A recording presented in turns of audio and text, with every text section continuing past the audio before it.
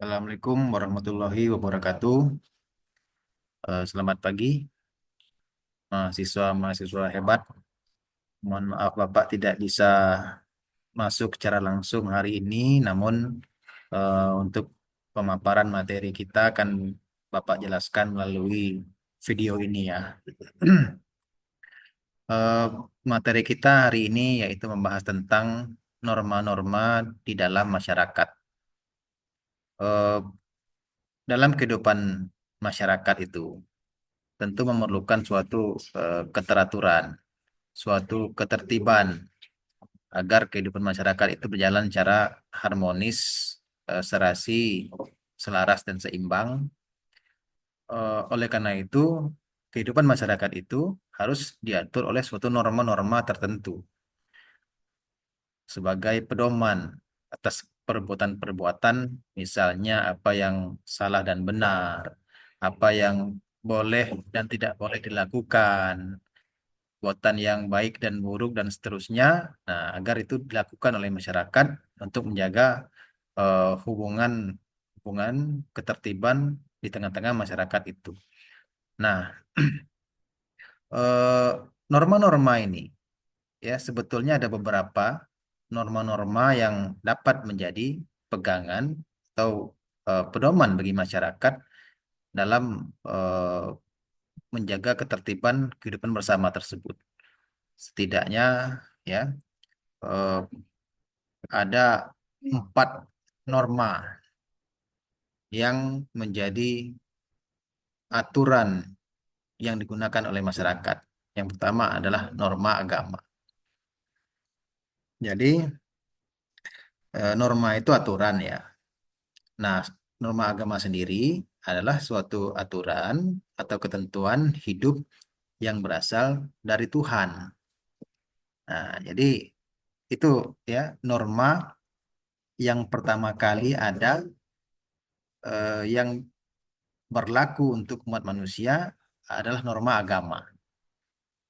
Ya, itu yang norma yang paling tua yang ada di muka bumi ini adalah norma agama, yaitu ketentuan hidup yang berasal dari Tuhan. Jadi Tuhan langsung yang memberikan ketentuan, ketentuan mengenai apa aturan kehidupan masyarakat atau manusia itu yang diturunkan melalui kitab-kitab suci. Ya, tentu dalam bicara norma agama kita tidak memfokuskan kepada satu agama saja, ya. Tapi agama-agama yang berlaku itu adalah disebut dengan norma agama. Agama Islam, agama Kristen, ya, Katolik, Hindu, Buddha, dan lain-lain, itulah norma agama. Dan setiap norma-norma agama tersebut, ya, atau setiap agama tersebut memiliki aturan-aturannya masing-masing. Nah, itulah yang menjadi norma.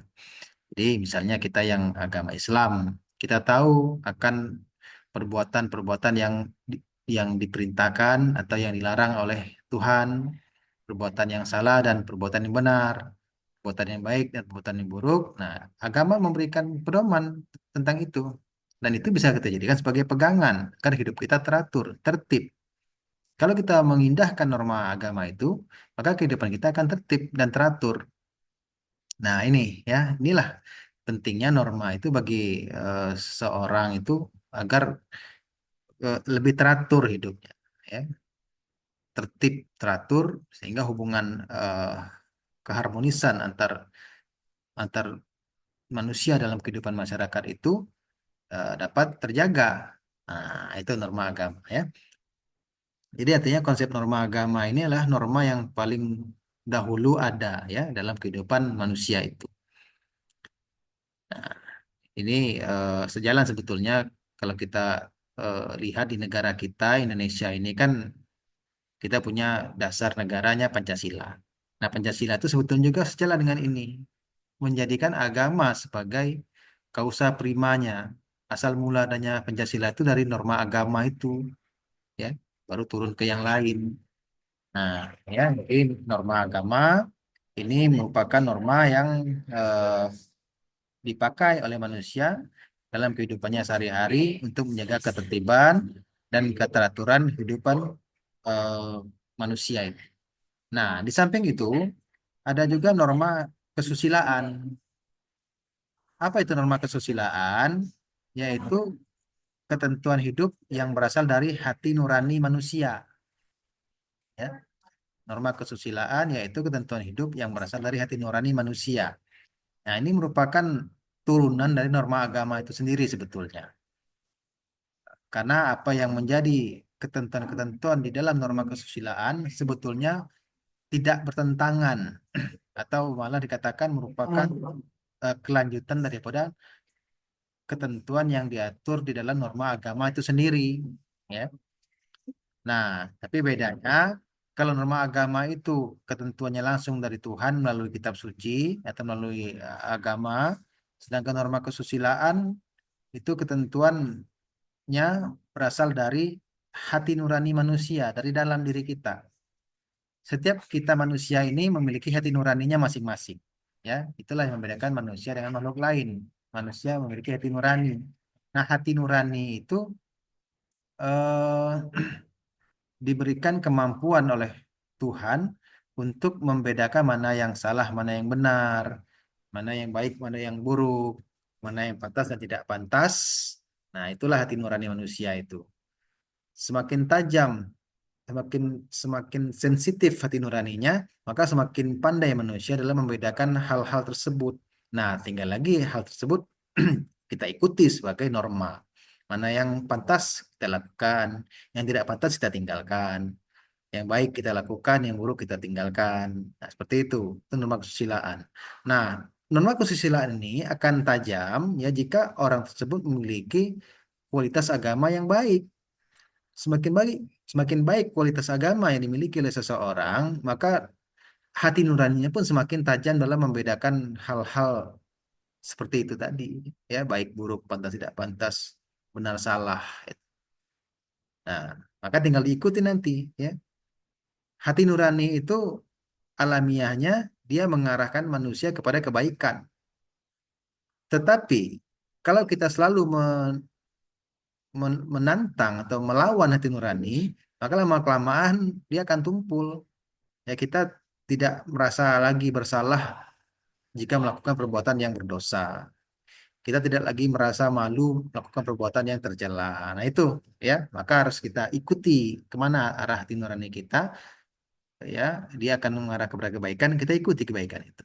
Nah itu dapat menjadi norma yang kita pegang sebagai aturan main dalam kehidupan kita di dalam kehidupan masyarakat ini. Ya. Nah, yang ketiga ada norma kesopanan. Kalau norma agama itu dari Tuhan melalui kitab suci, norma kesusilaan itu dari hati nurani manusia. Sedangkan norma kesopanan itu adalah ketentuan hidup yang berasal dari pergaulan dalam masyarakat. Artinya, yang menentukan standar atau kriteria norma kesopanan itu ya masyarakat itu sendiri. Ya, antar satu kelompok masyarakat dengan masyarakat lain, standar atau kriteria norma kesopanannya berbeda-beda. Ya, ini tergantung apa yang menjadi pergaulan hidup ya secara ajak sejak dahulu kala di dalam kelompok masyarakat itu itulah yang ditetapkan menjadi norma kesopanan. Contohnya mungkin di satu daerah kalau Indonesia misalnya di Aceh misalnya itu wanita standar dikatakan sopan itu harus pakai jilbab ya sebagai pakaiannya kalau dia keluar. Kalau dia tidak pakai jilbab bagi yang muslim itu dianggap tidak sopan.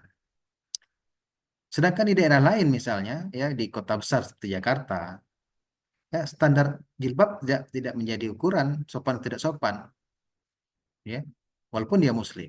Nah ini ya adalah standar norma kesopanan, ya contoh standar norma kesopanan.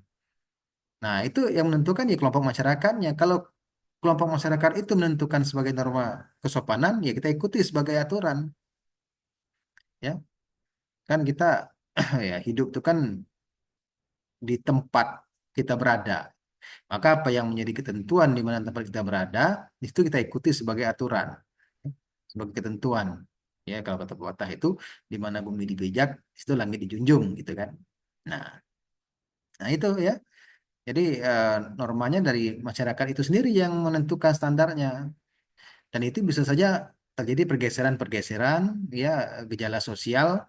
Mungkin hari ini suatu hal itu dianggap tidak sopan, atau bisa saja lama-kelamaan menjadi hal yang sopan-sopan saja atau sebaliknya gitu kan. Nah, itu norma kesopanan. Tapi yang pasti apa yang menjadi standar dalam norma kesopanan itu ya harus kita jadikan sebagai pedoman, sebagai norma yang mengatur kehidupan kita agar teratur dan tertib tersebut, ya. Nah, dan terakhir ada norma hukum. Nah, ini dari empat norma ini dia berurutan, norma agama dulu, baru norma kesusilaan, norma kesopanan, dan norma hukum. Terakhir, ya, norma hukum itu adalah norma atau ketentuan yang dibuat oleh pejabat yang berwenang yang memiliki sifat memaksa eh, bagi dari masyarakat, ya. Jadi eh, kalau dari sifat normanya ya artinya ini sifatnya sama-sama menjadikan sama-sama sebagai aturan pedoman bagi masyarakat agar hidupnya teratur. Nah, namun ya yang perlu dipahami di sini, norma hukum ini adalah norma pelengkap sebetulnya. Dari urutan aja kan sudah ada manusia hidup dengan agama, kesusilaan, sopanan, tapi tidak cukup. Kenapa tidak cukup? Karena ketiga norma itu, ya, agama, kesusilaan, dan kesopanan itu belum memiliki sanksi yang tegas untuk mengatur dan menertibkan kehidupan masyarakat itu. Masih daya ikatnya itu masih kurang, masih lemah. Orang masih cenderung mengabaikan norma agama, norma kesusilaan, norma kesopanan. Tidak takut orang dengan ancaman norma agama, misalnya dosa, neraka, ya, norma kesusilaan menjadi dicap orang yang tidak bermoral, ya, norma kesopanan orang tidak beretika. Orang nggak takut dengan sanksi itu problemnya, maka dia kurang memiliki kekuatan mengikat, artinya daya paksanya itu kurang norma-norma yang lain itu, maka kehidupan masyarakat pun juga eh, belum mampu berjalan secara tertib harmonis bagaimana yang diharapkan. Nah, dari sinilah maka norma hukum itu muncul, ya. Norma hukum kelebihan dibanding norma yang lain itu dia memiliki daya paksa, daya ikat yang kuat. Melalui apa? Melalui sanksi. Norma hukum memiliki sanksi, dan sanksi itu sifatnya seketika, ya, tegas dan kuat. Maka orang akan takut, akan cenderung patuh dengan hukum itu, ya. Kan orang mematuhi hukum itu kan ada dua, patuh karena kesadaran dan patuh karena takut dengan sanksi. Yang bagus yang pertama, memang patuh karena sadar ketentuan itu adalah memang benar. Tapi kan masih banyak juga yang takut hanya karena sanksi. Tapi setidaknya ini akan efektif.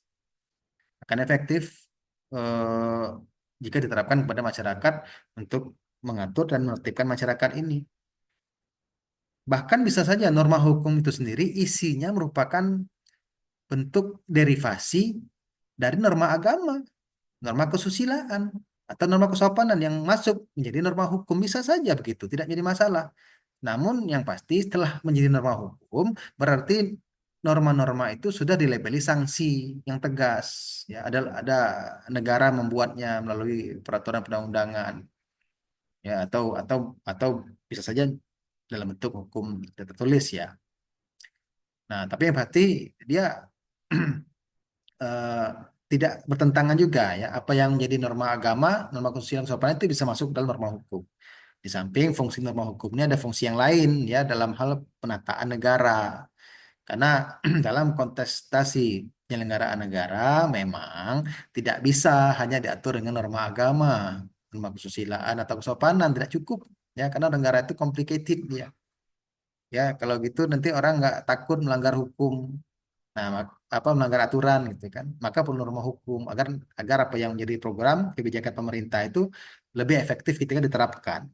Karena hukum dia kelebihannya punya daya paksa yang kuat melalui sanksi yang ada pada norma hukum itu. Misal saja pemerintah ingin mengatur kehidupan berlalu lintas bagi masyarakat agar aman, tidak ada terjadi insiden dan sebagainya. Dibikin aturan undang-undang lalu lintas. Gimana ketentuan traffic light, surat menyurat kendaraan, standar kendaraan, ya, eh, apa berlalu lintas yang baik dan benar itu agar tertib, teratur, aman gitu, ya. Nah, bagi yang melanggar akan kena sanksi. Nerobos traffic light kena sanksi, tidak punya surat izin mengemudi kena sanksi, berboncengan lebih dari 2 orang kena sanksi, tidak pakai helm kena sanksi dan seterusnya. Nah, itu sebagai hukum mengatur agar masyarakat itu tertib gitu. Ya, memang dirancang demikian. Ini berlaku juga untuk hal-hal yang lain ya, misalnya dalam pidana ya. Negara membuat ketentuan undang-undang tentang eh, pidana misalnya korupsi ya, eh, apa lagi narkotika, terorisme, pembunuhan, penganiayaan dan sebagainya, ya itu dilengkapi dengan sanksi. Ya, itu dilarang, ya ada sanksi yang meliputi. Kalau kita melakukan larangan itu kena sanksi, ya kan? Nah, maka orang akan mematuhi. Disitulah kenapa norma hukum itu lebih efektif dibanding norma-norma yang lain, gitu ya.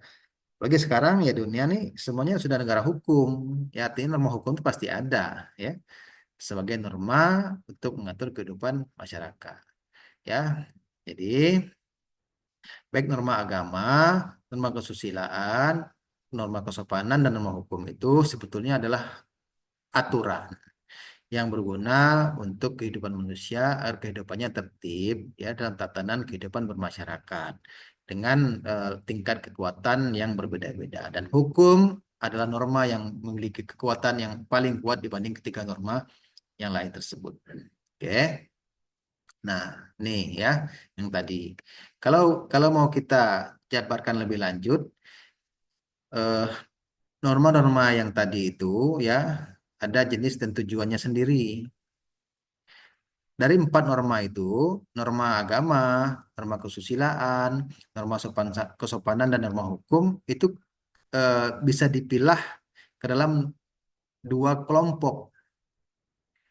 Ada norma yang berfungsi untuk mengatur aspek hidup pribadi, yaitu norma agama, dan norma kesusilaan. Dan ada juga norma yang berfungsi mengatur aspek hidup antar pribadi, yaitu norma kesopanan dan norma hukum. Nah, artinya eh, kalau kita lihat dari perspektif ini, norma agama dan norma kesusilaan itu lebih ke individunya sebetulnya yang diatur, yang disasarnya. Sedangkan norma kesopanan dan norma hukum itu lebih kepada kehidupan bersama di dalam masyarakat. Nah, ini kan lengkap nih, ya pribadinya dulu diberikan ya pemahaman tentang agama, kesusilaan, baru itu berguna dalam kehidupannya di masyarakat, ya.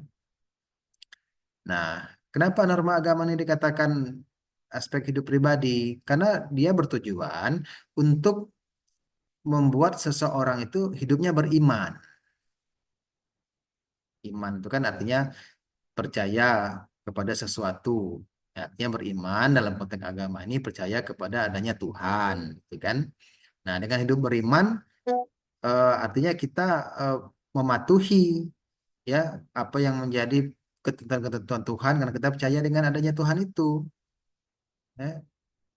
Dan kita akan bertakwa. Makanya iman itu diikuti dengan takwa, beriman dan bertakwa. Beriman itu percaya adanya Tuhan, bertakwa itu adalah menjalani perintah Tuhan dan menjauhi larangannya. Itu sebagai bukti bahwa kita betul-betul percaya adanya Tuhan. Jangan ngomong saya percaya adanya Tuhan, tapi tidak bertakwa, ya. Jadi iman itu diikuti dengan takwa agar apa aspek iman itu betul-betul eh, betul-betul sempurna. Nah, sedangkan norma kesusilaan ya, dia bertujuan untuk kebersihan hati nurani manusia. Nah, ini kan saya katakan tadi norma kesusilaan itu dari hati nurani kita. Nah, maka dengan mengasah norma kesusilaan ya, hati nurani kita akan bersih.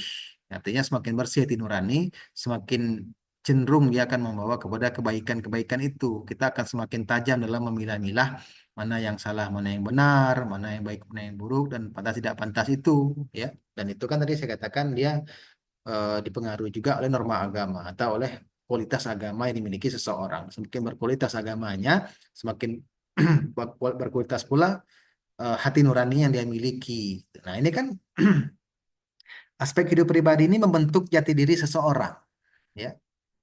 Kita kita ya kan saya sering mengatakan manusia itu dia kan dua eh, hakikat kodratnya, makhluk individu dan makhluk sosial. Nah, sebagai makhluk individu inilah aspek pribadi ini yang diatur melalui norma agama dan norma kesusilaan. Diberikan bekal ilmu agama, kemampuan dia dalam memiliki hati nurani yang bersih itu agar kualitas diri kita itu baik. Dan dari situ baru kita bergeser kepada aspek hidup antara pribadi, ya. Karena kunci harmonisnya, baiknya hubungan antar pribadi itu dipengaruhi oleh pribadinya. Kalau pribadi orang-orang yang sudah baik, maka dia ke dalam kehidupan pribadi antar pribadi pun akan baik. Tapi kalau pribadinya sudah bermasalah, sudah buruk kualitas orangnya, maka kehidupan antar pribadi pun akan bermasalah, akan buruk. Nah, maka di sini kaitannya, ya. Dengan berbekal norma agama, norma kesusilaan, maka standar norma kesopanan yang berlaku di suatu kelompok masyarakat itu akan mengikuti, ya, apa yang menjadi standar-standar di norma agama dan norma kesusilaan itu, ya. Karena itu akan seiringan. Misalnya nih contoh, agama tuh mengharuskan seorang wanita muslim pakai jilbab. Tentu norma kesusilaan kan mengikuti. Nah, norma kesopanan bagaimana? Mengikuti juga. Ya, jika memang itu menjadi dasarnya, agama yang menjadi dasarnya. Nah, begitu. Ya. Contoh lagi, misalnya norma agama jelas menentang prostitusi, perzinahan. Norma kesusilaan bagaimana? Pasti sejalan. Norma kesopanan bagaimana? Sejalan jika memang itu mengikuti norma agama. Nah, nah dengan demikian, maka akan tercipta kebaikan hidup bersama di dalam masyarakat itu.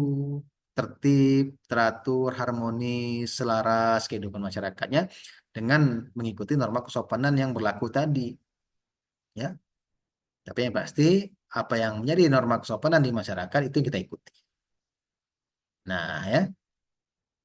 Nah, norma hukum juga sama, yaitu untuk mengatur aspek hidup antar pribadi yang tujuannya untuk ketertiban masyarakat, ya. Ini kelanjutan dari yang lain itu tadi, ya.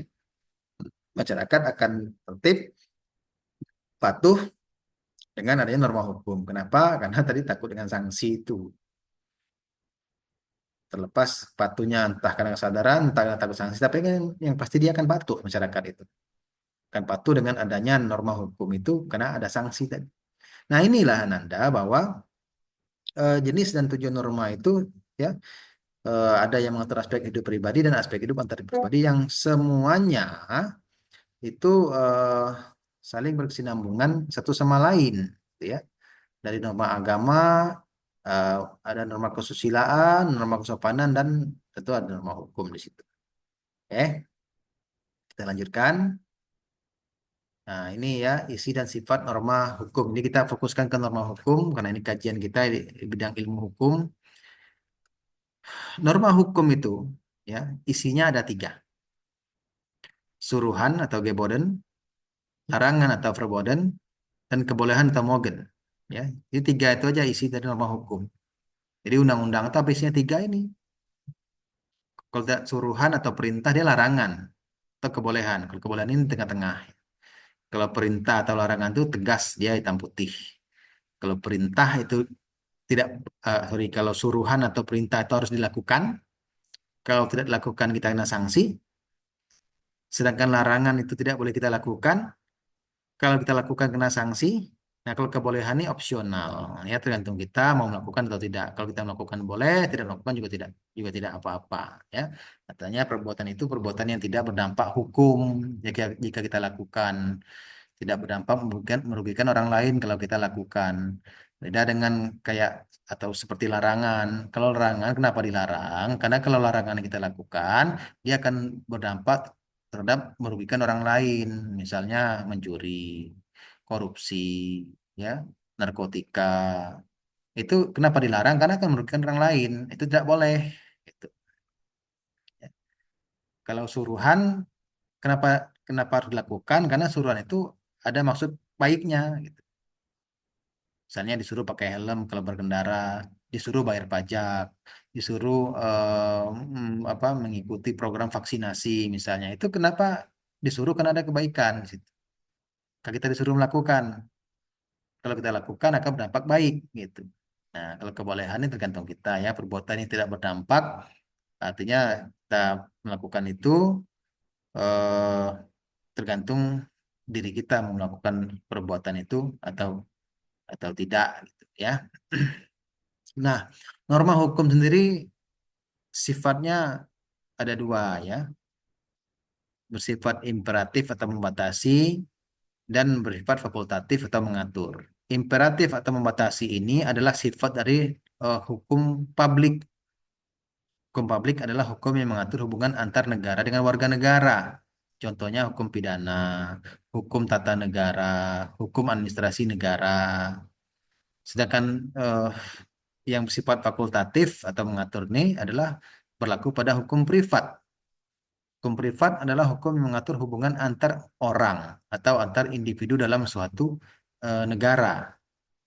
Contohnya mengatur tentang apa? Contohnya hukum perdata ya, hukum dagang mengatur tentang kontrak jual beli, sewa menyewa, perkawinan, ya.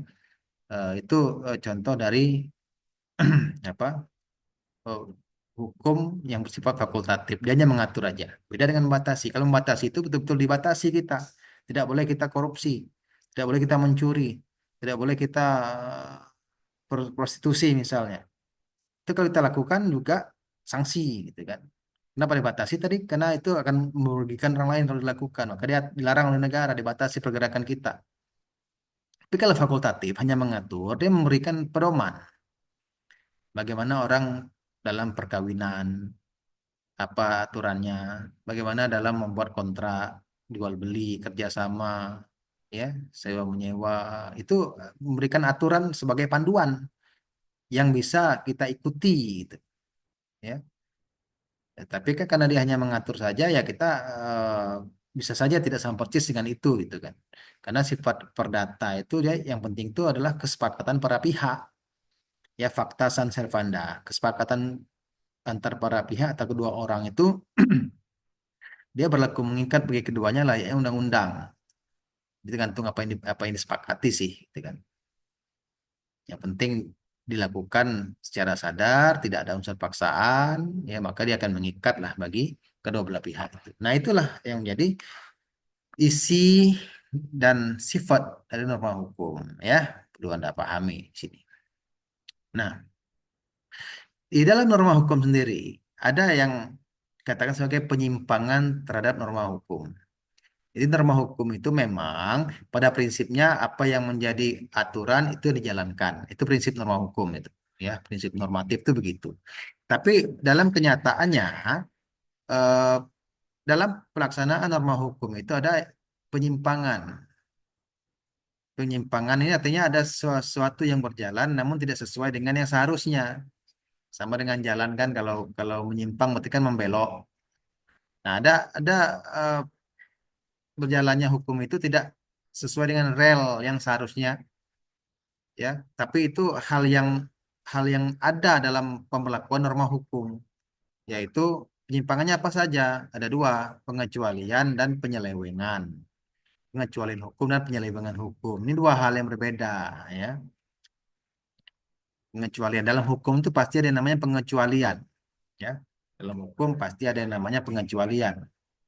Tidak ada hukum itu yang berlaku mutlak, itu tidak ada. Ada pengecualian di sana, ya. Misalnya terhadap seorang pelaku pelanggar hukum, ya. Apakah betul-betul seseorang yang mencuri itu, yang membunuh itu betul-betul harus dipenjara? Tidak selalu. Ada pengecualian di situ, ya. Seperti pengecualian itu pembenaran, ya. Jadi perbuatan seseorang itu dapat dibenarkan menurut hukum karena ada alasan-alasan logisnya, benaran. Contoh misalnya dalam administrasi negara, eh, seorang bupati menandatangani perubahan penggunaan anggaran yang tadinya itu untuk hal lain, tapi dialihkan untuk mengentasekan bencana alam, misalnya untuk merehabilitasi dampak bencana alam di daerahnya. Nah, ini kan artinya ada suatu apa penyimpangan terhadap perencanaan, terhadap suatu ketentuan, ya, yang seharusnya tidak ada anggaran untuk bencana, tidak ada anggaran untuk membangun sekolah yang baru, tapi dengan adanya musibah itu dialihkan anggaran yang ada, itu bisa dibenarkan, karena dari sisi sosialnya itu dapat dipertanggungjawabkan karena memang ada alasan kuat di sana kenapa dialihkan atau bahkan pengalihan itu dilakukan lebih dulu sebelum adanya perubahan anggaran pakai dulu itu bisa saja ya dengan alasan yang dapat dipertanggungjawabkan seperti itu. Bukan pengalihan yang untuk keuntungan pribadi itu salah ya. Atau pengecualian itu bisa juga disebabkan oleh keadaan darurat ya. Keadaan darurat ini ya ini mirip juga dengan yang pembenaran tadi itu ya. Dalam keadaan misalnya negara sedang terkena perperangan, ya, bencana alam yang dahsyat, ya maka ada penggunaan anggaran yang dialihkan demikian itu dapat dibenarkan ya, sebagai pengecualian hukum bahwa itu tidak salah. Padahal kalau yang dalam keadaan normalnya ya tidak boleh harus sesuai aturan. Tapi karena keadaan darurat bisa itu dalam administrasi negara. Kalau dalam pidana contohnya begini ya. Eh ya, misalnya seseorang itu eh, terpaksa mencuri karena kelaparan. Ya, padahal dia bukan mencuri, ya, tapi terpaksa karena kelaparan anaknya, misalnya atau dirinya kalau tidak makan bisa meninggal dunia, maka dia terpaksa. Nah itu dapat dikecualikan, ya, karena keadaan darurat. Kalau nggak darurat juga nggak akan begitu. Ini sama seperti kita dalam agama tuh misalnya, prinsipnya ada hewan-hewan yang haram, seperti babi, kera, anjing. Tapi dalam keadaan darurat, misalnya di hutan dalam keadaan kelaparan atau itu untuk obat tidak ada obat lain selain itu kalau tidak akan sembuh itu bisa kita konsumsi. Nah itu pengecualian. Nah itu berlaku juga dalam hukum, ya. Nah, tahu pengecualian itu bisa juga karena perintah undang-undang. Ya, undang-undang itu kan hukum negara. Kalau perintah undang-undang wajib kita ikuti. Ketika undang-undang memerintahkan sesuatu, maka kita harus mengikuti ketentuan tersebut. Ya, ini contohnya begini. Eh, menurut aturan, membunuh itu adalah pelanggaran hukum. Siapapun yang membunuh berarti dia melanggar hukum. Nah, membunuh tidak boleh. Nah, bagaimana dengan algojo hukuman mati? Ya, algojo tembak hukuman mati yang secara teknis dia membunuh seseorang. Apakah itu pelanggaran hukum? Tidak. Itu dikecualikan sebagai pengecualian hukum karena dia melaksanakan perintah undang-undang. Itu ya, itu pengecualian itu. Atau juga pengecualian juga bebas kesalahan ya. Bebas kesalahan ini ya maksudnya apa seseorang itu dibebaskan dari kesalahannya yang mungkin saja itu menurut aturan salah tapi karena faktanya ya dia dapat dibebaskan ya misalnya apa seseorang yang seseorang yang dianggap ini dalam administrasi negara ya melakukan korupsi gitu kan ya melakukan korupsi. Tapi ternyata setelah diproses, diselidiki, ternyata dia tidak ada niat sama sekali untuk melakukan korupsi, ya. Tapi karena apa sistem yang mengarahkan ke sana sehingga terjadi perbuatan pelanggaran hukum tersebut. Nah, itu kan bisa saja dia dijadikan bebas kesalahan karena dia tidak ada mens rea-nya, ya dalam pidana itu ada mens rea, niatan untuk melakukan kesalahan itu. Nah, bisa juga berat lawan atau overmark, ya. Ini ini pengecualian terhadap eh, hukuman seseorang yang dihadapkan kepada ya misalnya contoh dalam pidana seorang wanita yang ingin diperkosa oleh seorang pria berbadan besar dan kuat, dia akan melawan. Kebetulan karena perlawanannya si wanita ini apa bisa bisa melumpuhkan ya si pelaku. Nah, ini juga bisa dimaafkan sebagai pengecualian. Atau contoh lain misalnya, seseorang diperintahkan oleh atasannya untuk menembak orang lain lagi. Misalnya nih, eh, kalau Anda pernah mengikuti kasus Brigadir Joshua, ya, yang dibunuh oleh oleh siapa namanya, Gojonya itu, yang diperintahkan oleh atasannya lagi kan, Sambo itu. Nah, itu kan dia terpaksa menjalankan perintah itu karena perintah yang lebih berat lagi. Kalau tidak lakukan, dia yang akan dibunuh. Nah, ya, maka eh, dia melakukan pembunuhan itu bukan karena keinginan, tapi berat, karena berat lawannya, karena perintah atasannya yang tidak bisa dia lawan. Kalau tidak, dia yang akan dibunuh. Nah, itu dapat dikecualikan, ya. Hukumannya nanti bisa dipertimbangkan. Nah, itu ya pengecualian terhadap hukum. Dan kalau hukum itu juga ada penyelewengan. Kalau penyelewengan ini, dia penyimpangan yang sifatnya negatif ya terhadap hukum itu. Kalau pengecualian itu positif. Ada dalam hukum itu pelampauan kekuasaan, excess de pouvoir.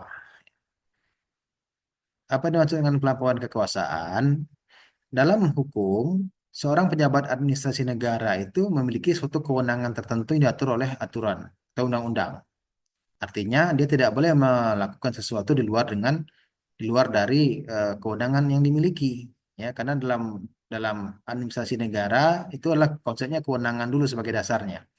Nah, namun kadang-kadang dalam hal tertentu eh, ada seseorang itu yang melakukan suatu kebijakan, perbuatan yang melampaui kekuasaan atau kewenangan yang dia miliki. Bukan kewenangan tapi dilakukan. Itu tidak boleh. Itu namanya excess de pouvoir, melampaui kewenangan. Nanti yang dia lakukan tidak akan memiliki kekuatan mengikat karena bukan kewenangannya. Karena dasar mengikatnya suatu perintah, suatu kebijakan itu tergantung lembaganya, kewenangannya betul-betul dimiliki atau tidak oleh lembaga itu. Kalau bukan kewenangannya, dia tidak mengikat. Ya, misalnya dinas pendidikan mengurus masalah KTP, itu kan nggak mengikat karena bukan kewenangannya kan. Nah, gitu. Ya, itu itu terkadang dilakukan, ya, entah karena ketidaktahuan atau karena disengaja. Tapi itu memberikan dampak, tidak memiliki kekuatan hukum yang mengikat karena bukan kewenangannya. Ya. Nah, dalam hukum itu ada juga disebut dengan penyalahgunaan kekuasaan atau détournement de pouvoir, ya. Kekuasaannya betul punya dia, tapi kekuasaan itu salah gunakan untuk korupsi, misalnya. Seperti pejabat negara lah, punya kekuasaan, punya kekuatan dalam hal tertentu, tapi digunakan untuk korupsi, memperkaya diri. Nah, itu penyalahgunaan kekuasaan, seperti contoh kasus dulu pernah Gayus Tambunan yang dipajak itu, ya, dia memiliki kekuasaan atas suatu pengelolaan pajak, ya, namun disalahgunakan untuk memperkaya dirinya, untuk korupsi. Nah, itu penyalahgunaan kekuasaan, ya. Jadi karena ada peluang-peluang, kebetulan kekuasaan itu dipegang, jadi disalahgunakan untuk eh, melakukan perbuatan-perbuatan yang salah, gitu ya. Jadi menggunakan kekuasaan yang dimiliki. Ya, itu. Lalu dalam penyelewengan juga ada perbuatan melawan hukum. Ya, perbuatan melawan hukum ini dalam konteks pidana, ya. Apa yang dikatakan perbuatan melawan hukum adalah kita melakukan larangan-larangan yang diatur oleh undang-undang. Itu aja. KUH pidana misalnya, ada larangan korupsi, larangan narkotika, larangan terorisme, ya, larangan pembunuhan, mencuri dan sebagainya kita lakukan. Berarti itu perbuatan yang melawan hukum, ya. Yang seharusnya kita lurus patuh pada hukum itu, namun kita menyimpang, kita eh, tidak mengindahkan. Nah, maka jadi perbuatan melawan hukum. Hukum tidak boleh dilawan. Tapi karena kita tidak melakukan perintah hukum, maka dikatakan sebagai perbuatan melawan hukum. Ya. Nah, lalu ada juga dikatakan delik atau tindak pidana. Ya, ini eh, apa? Dalam pidana itu kan dalam suatu norma itu kadang-kadang dia bisa ditafsir-tafsirkan berbeda gitu. Nah, terkadang penafsiran ini disalahgunakan untuk hal yang negatif.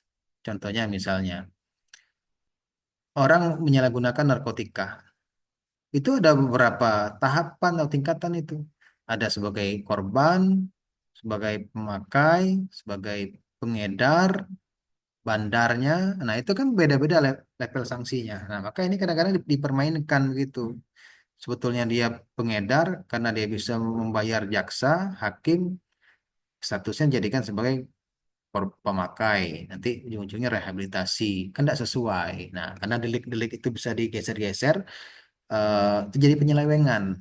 Nah, gitu ya. Itu itulah beberapa penyimpangan terhadap norma hukum itu. Nah, yang terakhir ya bahwa norma hukum itu dia keberlakuannya dua ya. Dia bisa berlaku umum dan berlaku individual. Jadi norma hukum atau aturan hukum itu ada yang berlaku umum dan berlaku individual. Yang berlaku umum itu disebut dengan regling ya, atau peraturan perundang-undangan. Sedangkan yang berlaku individual itu disebut dengan basicing atau contohnya perjanjian atau keputusan tata usaha negara. Bedanya kalau udah regling ya itu ketentuan yang dibuat oleh pemerintah berlaku umum untuk seluruh warga negaranya. Ya seperti misalnya undang-undang tentang lalu lintas, undang-undang tentang pemerintah daerah, undang-undang tentang pendidikan, undang-undang kesehatan itu regling karena dia satu aturan berlaku untuk semua warga negara. Sedangkan kalau dia basicing itu keputusan sifatnya individual, orang perorangan. Norma ketentuan yang ditetapkan oleh negara itu hanya berlaku pada orang-orang yang disebutkan dalam surat keputusan itu. Misalnya surat keputusan tentang pengangkatan pegawai negeri sipil, sebutkan nama orang-orangnya. Surat keputusan tentang pencabutan izin PT, sebutkan nama PT-nya. Atau surat keputusan tentang pemberian izin usaha PT, sebutkan PT-nya. Itu berlaku bagi orang yang disebutkan di sana. Nah, tapi pasti ya dua norma ini eh, baik berlaku umum atau berlaku khusus atau individual ini ya berlaku dalam kehidupan kita. Ya. Kalau yang berlaku umum kita patuhi sebagai undang-undang, ya kalau yang berlaku khusus itu hal-hal tertentu yang yang langsung menyebutkan seseorang atau suatu badan hukum sebagai target dari eh, regulasi tersebut. Nah, itu. Nah, itu kira-kira ya yang dapat saya jelaskan hubungan dengan norma-norma yang berlaku di masyarakat ini. Yang mana dari akhir presentasi ini dapat disimpulkan bahwa ada empat norma yang berlaku dalam kehidupan masyarakat, yaitu norma agama, norma kesusilaan, norma sopan santun, dan norma hukum. Dan keempat norma ini idealnya berjalan seiringan yang dimulai dari norma agama dan berakhir kepada norma hukum. Dan semuanya memiliki fungsi yang sama untuk mengatur, menertibkan kehidupan masyarakat itu agar ya serasi, selaras, dan seimbang. Nah, itu ya. Demikian presentasi saya. Mudah-mudahan ini bisa dipahami. Saya akhiri. Assalamualaikum warahmatullahi wabarakatuh.